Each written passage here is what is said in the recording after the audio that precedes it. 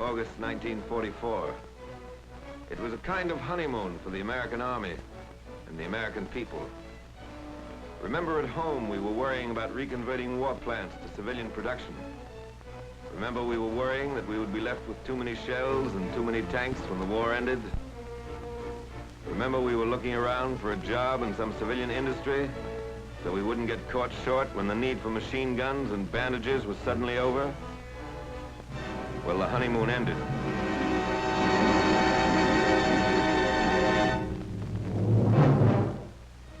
On December 16th, the triumphant cheers died down in Europe. In the Christmas season of 1944, nobody was predicting that the war would end by Saturday night or a week from Wednesday. And today, with the good news from all fronts singing on all radios, let us remember the dying days of 1944. The infantry remembers those days. They were not being reconverted for civilian production, nor were they worried then or ever that they would be left with too many shells or too many tanks. The Army had come fast and far last fall. We had developed a certain tendency to become complacent. Complacency came to an end in time for the Christmas season. These men had never been complacent. As they fought, they did not seek employment in civilian industry that would secure them after the war. They did not complain about the scarcity of butter or roast beef or the high cost of living. The cost of living on the Cologne Plain was considerably higher than in the United States, but they did not discuss it in their clubs. In December, we learned all over again the bitter lesson of war. War is conducted in mist and turmoil and uncertainty. Victory comes on no silver platters. The enemy sells nothing cheaply. The enemy is resourceful, courageous, desperate. The Nazi Party is willing to sacrifice every building and every soul in Germany to stave off defeat. Reserves of men and materiel had been hoarded for the day of counterattack. Under cloudy skies, in close-hanging ground mists that defied aerial observation, the very much alive German army gathered its forces in the Forest Isles to strike one strong, decisive blow at the American army. New and refitted divisions were brought up under cover of fog, darkness, and forest. The fury of robot and rocket weapons was unleashed against our front.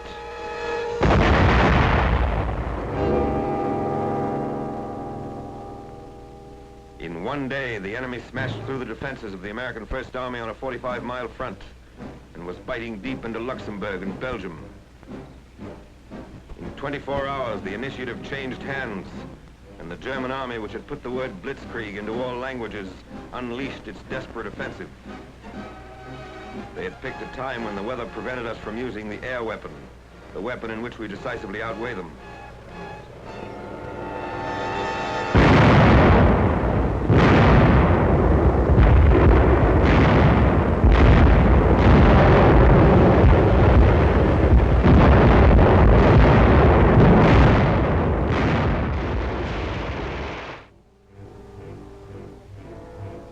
This film is being shown for the first time. It was captured from a German cameraman. He had taken it so that the German home front might gloat over the evidence of the success of Rundstedt's attack. In August, it was German convoys that were caught like this along the French roads. Now it was our convoys, ruined, burning where they'd been overrun. The sweat and iron of Detroit and Pittsburgh became the wreckage of Malmedy and Saint-Vite. We lost more than jeeps and half-tracks, tires and shells, tanks and guns. We lost men, 78,000 in dead, wounded, and missing.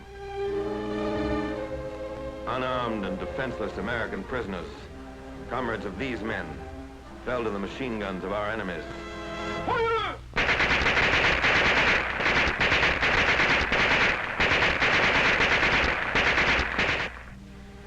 later, their frozen bodies, hands and ankles bound, were found where they fell.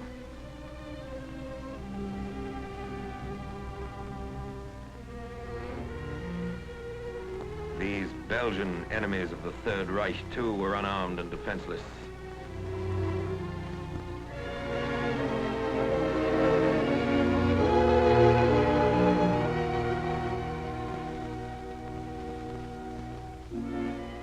Germans smoked camels and Chesterfields robbed from American dead.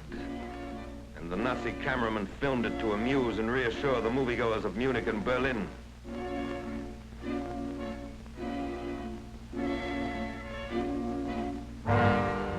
Men who had not retreated since their arrival in Europe plodded back along the mean roads of winter Belgium.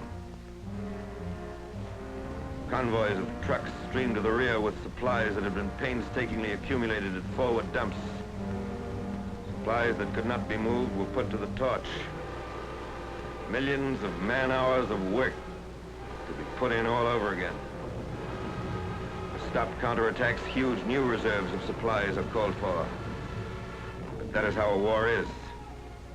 Wasteful, unpredictable, uncertain, dangerous, demanding constant wariness, constant preparation for the worst, a constant and unflagging spirit in the face of all alarms and disasters. Gallant American units, surrounded and cut off, fought in a sea of enemy armor.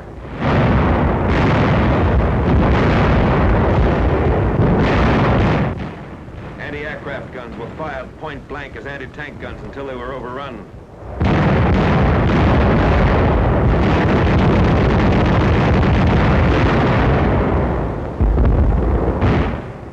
Cooks, bakers, quartermaster, and line of communications troops picked up their rifles and fought tenaciously against Nazi columns. The weather cleared and the Air Force took to the skies to bomb and strafe and fight the rejuvenated Luftwaffe to the ground.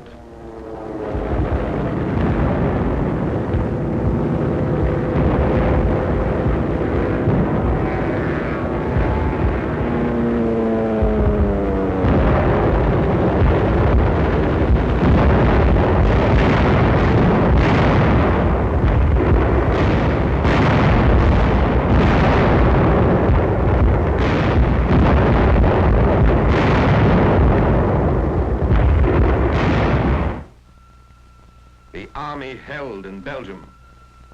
The attack was blunted, the spearhead stopped, the Nazi columns contained and thrown back by men who had flung themselves into the breach. In the wild gamble of war, a momentary equilibrium had been gained. The cost had been great, and there were no guarantees being issued on engraved paper on the Western Front that the time of counterattacks was over. Nor, despite the great victories in the Pacific, were there guarantees being issued that there would be no counterattacks against the many islands we'd won back from the Japs. In the general uncertainty of war, one fact remains certain. The enemy is always dangerous. The enemy always wants to kill Americans. The enemy does not slack off. The news good from Russia? Remember the lesson of December. Has another Japanese admiral died? Remember the Ardennes forests. Does it look as though finally we can take it easy? Remember the 78,000 Americans lost in the Christmas holidays.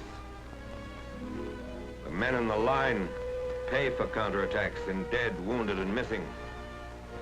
How do you intend to pay? What were you doing the week the German army came back to Belgium?